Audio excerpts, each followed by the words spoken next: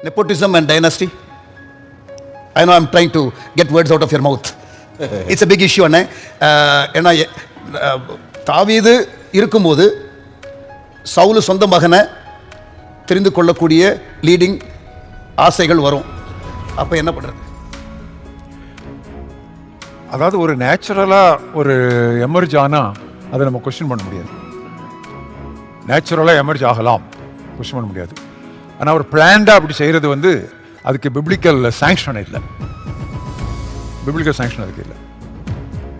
ஏன்னா அப்படி ஒரு இது இருக்குதுன்னு சொல்லி தானே சாமுவேல் தான் பிள்ளைங்களை வச்சான், போயிடுச்சுல.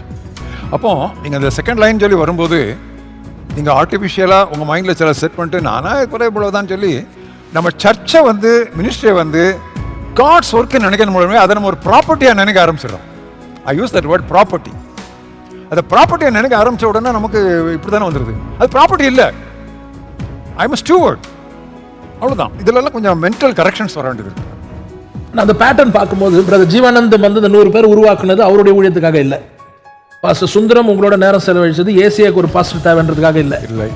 இன்னைக்கு அப்படி நம்ம டெவலப் பண்ணாலும் it is more towards the smaller side, என்னுடைய மினிஸ்ட்ரிக்காக. இது கர்த்தருடைய ராஜ்யத்தை குறித்த ஒரு பார்வை இல்லாததனால் வருகிறதா? ஆமாம், அந்த லார்ஜர் பிக்சர் இல்லை. அட் மேக்ஸிமம் நீங்கள் உங்கள் மகன்கிட்ட வந்து இந்த தொடர் ஓட்ட கட்டையை தான் கொடுக்க முடியும், பேட்டன் தான் கொடுக்க முடியும், மேண்டில் கொடுக்கவே முடியாது. தொடர் ஓட்ட கட்டை ஹரிசாண்டல் டிரான்ஸ்ஃபர், மேண்டில் வந்து மேலேருந்து விழணும். இதுதான் பாயிண்ட்டு. நிறைய பேருக்கு பேட்டன் வந்துருச்சு, அந்த பேட்டன் வச்சுட்டு ஓடலாம். பட் மேண்டில் விழணுமே, மேண்டில் விழுறதுக்கு அவன் கிரையை செலுத்தணுமே. எனக்கு ரெட்டிப்பான வரம் தாருன்னா விட்டு போடு அப்படின்னு 2 கை வச்சாரா? இல்லை, அங்கே வா இங்கே வா. பக்கமா புரசவாக்கத்துக்கும் கீழ்பாக்கம் இருக்கிற டிஸ்டன்ஸ் அந்த 2 இடமும். வெளியே போனது நான் அங்கே இருக்கிறேன் அங்கே வா, அங்கே இருக்கிறேன் இங்கே வா. எவ்வளோ மைல் அவன் நடக்க வேண்டியது இருக்கும், ஓட வேண்டியது இருக்கும்.